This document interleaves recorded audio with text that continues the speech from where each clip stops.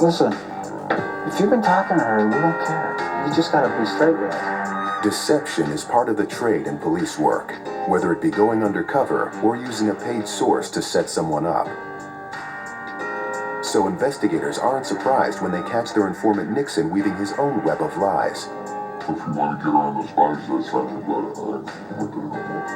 He's been sabotaging their case against an elusive female cocaine dealer. The thing is you're gonna have to call and order up one more time. That's all.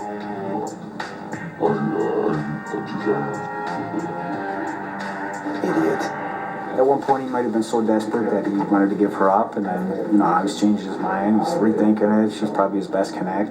When we first met him, it seemed like he was getting high like a couple times a week. And now it's like he's doing it every day.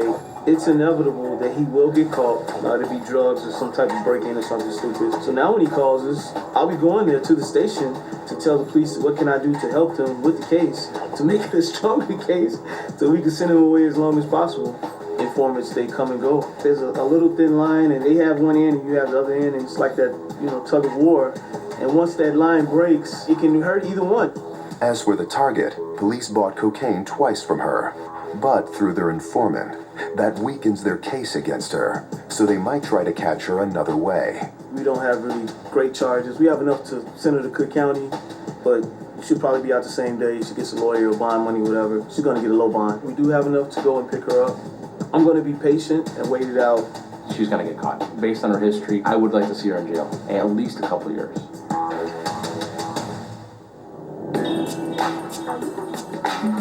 No matter what target they're chasing, authorities can always expect the best laid plans to change.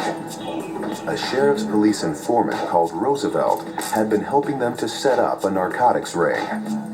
Now he's behind bars again, after a federal sweep scooped up him and more than 100 other alleged drug dealers. The roundup also hit part of the crew that sheriff's police were targeting for Operation Game Over. The ringleader and his second-in-command remain untouched, but the Westside is too hot for now. Something like that sends shockwaves throughout the whole neighborhood. So then that puts them on point. Your people that are dealing on the street corner are a little bit more careful of who they're selling drugs to. The whole area, police say, is teeming not just with drug hustlers, but also informants. Roosevelt initially wasn't a target for the Chicago PD or FBI until someone set him up. We believe he was given up by somebody we know. Now he's so disgusted with what happened to him, he's thinking, I can't probably go back on that block and make no money anyway. It's just the nature of the beast. You're stressing, you hot on the block. We still got 2 targets out there, but I need you on the street.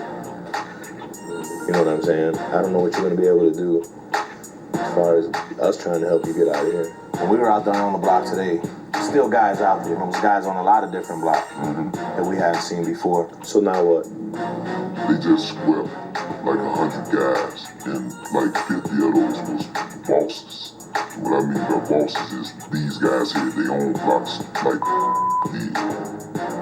There's our guy right there with the burgundy hat on, burgundy hoodie. But he just ain't get caught up in the scheme they got caught up in.